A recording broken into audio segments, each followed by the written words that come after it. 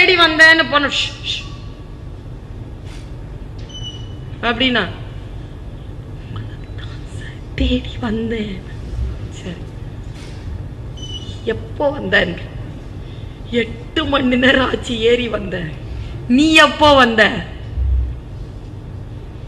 15 மணி நேரத்துக்கு முன்னாலியா?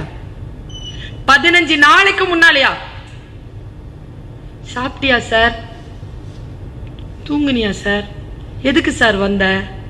இங்க ஒரு பனி புலி ஒண்ணு சுத்திட்டு இருக்கு. சரி, அத போட்டோ பிடிக்கலான்னு வந்தேன். பிடிச்சிட்டியா சார்? புலி வந்துச்சா சார்? வருமா சார்? நீ எப்போ சார் போவ அப்படிங்கிறானா. தொழிலுங்கிறது அதான், பேஷனுங்கிறது அதான். எப்போ போவோம், எப்போ உட்காரோம், எதுவும் தெரியாது, காத்திருப்பு. அதற்காகவே வாழ்தல். உட்கார்ந்துருக்கான் இவனும், உட்காந்துட்டான் கூடவே. அடுத்த நாள் நைட்டெல்லாம் வரல. அடுத்த நாள் காலையில சூரிய உதயத்தப்போ எழுந்திருச்சு பாக்குறான். இவர் இப்படி தட்டுறாரு, எழுந்திருச்சா புலி வந்துருச்சு. இவன் கரெக்டா அந்த ஃப்ரேம் வச்சிருக்கான்ல, அங்கதான் வந்து உட்கார்ந்துருக்கு. பின்னால பனி உருகுது, லைட் வருது, சூரியன். அதுல இந்த புலி வாய் திறந்து இப்படி காட்டுது. அவன் கரெக்டா ஃப்ரேம் வச்சுட்டான். ஃப்ரேம் வச்சுட்டு அதை பார்த்தான். இவன் நம்ம ஆளு, சார் நான் பார்க்குறேன் சார். அவன் பார்த்தான், நான் பார்த்துட்டு அழுகுறாங்க. இப்படி ஒரு ஃப்ரேம் அவன் பார்த்ததே கிடையாது. அழுது அழுது அழுது அவன் அப்படி ஒரு உணர்ச்சி வசப்பட்டுட்டே இருக்கிறான். அவன் அழறதையே பார்த்துருந்தான் ஒரு வினாடி. புலி போயிருச்சு.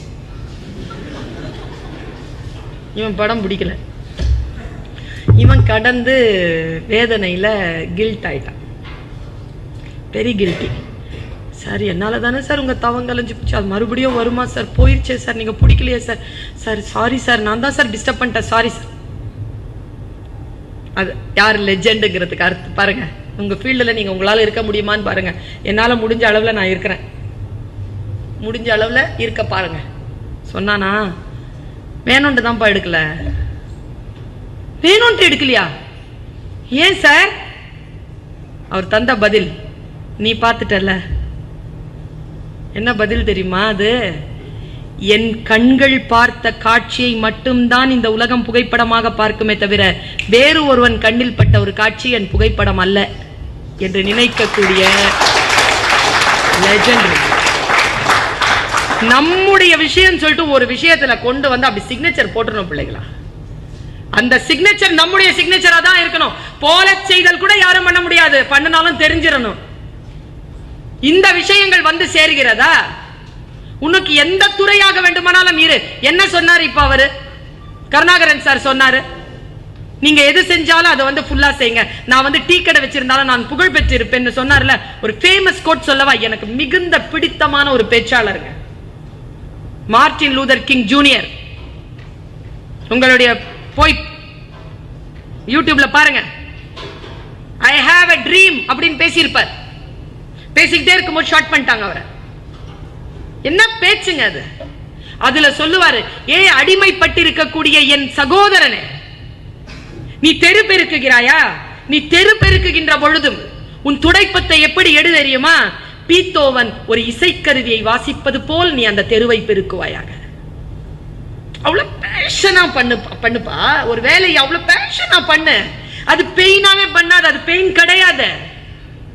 எப்படி வந்து பேஷன் பெயினா இருக்க முடியும்? உனக்கு ஒரு கிராஸ் ஹாப்பர் கதை தெரியும்ல? கிராஸ் ஹாப்பர் வந்து ஒரு வெஸ்டர்ன் சின்ன பிள்ளை கதை. யாருக்காவது தெரியுமா? எப்ப பார்த்தாலும் அந்த கிராஸ் ஹாப்பர் வந்து மியூசிக் வாசிச்சுட்டே இருக்கும், கிட்டார் வாசிச்சுட்டே இருக்கும். எறும்பு வந்து போய் போய் சாப்பாடு வந்து போய் சேர்த்துக்கிட்டே இருக்கும்.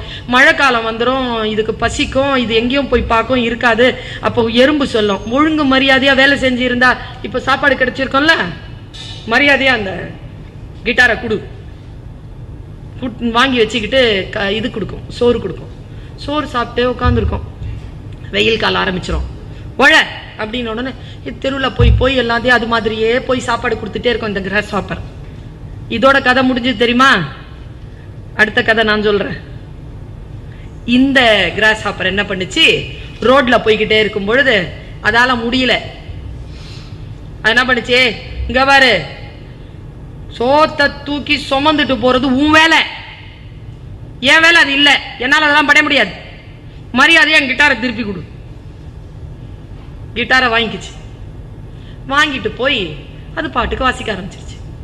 இது வாசிக்க பாக்குது, இன்னும் எறும்பெல்லாம் வேகமா போகுது, கிட்டாரை வாசிக்கிறது நிறுத்திருச்சு. எறும்பு சுலோவா போகுது. உடனே சாயந்தரம் எறும்புகளை பேச்சுவார்த்தைக்கு கூப்பிட்டுச்சு. இங்க பாரு, நீ உழைக்கிற, நான் வந்து கிட்டார் வாசிக்கிறேன். நான் கிட்டார் வாசிக்கும் போது உனக்கு வேலை செய்யறது கொஞ்சம் நல்லா தெரியுதா? ஆமா, அது நல்லா தான் தெரியுது. அப்போ ஒண்ணு செய், 10 தானியத்துல ஒரு தானியம் ஒரு ஆள் எனக்கு கொடுத்துடணும் ஒரு நாளைக்கு, நான் உங்களுக்காக கிட்டார் வாசிக்கிறேன்னுச்சு. மொத்தம் இருக்குது 1000 எறும்பு. ஒரு நாளைக்கு இதுக்கு 1000 தானியம் கிடைச்சது. என்ன தெரியுமா இங்க டாக்டிஸ்? தனக்கு பிடித்தமான வேலையை செய்து கொண்டே அதில் சம்பாதிப்பை ஏற்படுத்தி கொள்ளுகின்ற கிராஸ் ஹாப்பர்ஸ். நீங்கள் எல்லாம் உழைக்கும் எறும்புகள், இதோ நான் கிட்டார் வாசித்துக் கொண்டிருக்கக்கூடிய கிராஸ் ஹாப்பர். எது நமக்கு நிரம்ப பிடிக்கிறதோ அதை செய்து கொண்டு அதில் சம்பாதித்துக் கொள்ளுதல், அதில் மேலே வருதல். எவ்வளவு பெரிய மேனேஜ்மெண்ட் தெரியுமா? நமக்கு பல விஷயங்கள் எது தெரியல, நான் இதுவரைக்கும் சொல்ற, வீட்டுல போய் இன்னைக்கு 2வது முறையாக நீ யோசி, உண்மையில் உனக்கு ஆர்வம் இருக்கின்ற துறை எது என்று யோசி. Give time for that.